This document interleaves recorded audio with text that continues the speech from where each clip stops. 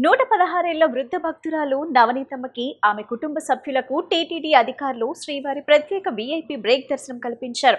అనంతరం రంగనాయకుల మండపంలో TTD EO ముద్దడ Ravichandra ఆమెకు వేద పండితులతో వేదాశీర్వచనం చేయించి పట్టు వస్త్రం కప్పి తీర్థ ప్రసాదాలు అందజేశారు. ఈ సందర్భంగా నవనీతమ్మ మనవడు దిక్పతి మాట్లాడుతూ తమ అమ్మమ్మ కోరికను నెరవేర్చి తమ కుటుంబ సభ్యులందరికీ శ్రీవారి దర్శన భాగ్యం కల్పించిన టీటీడీకి, టీటీడీ చైర్మన్ కి హృదయపూర్వక ధన్యవాదాలు తెలిపారు.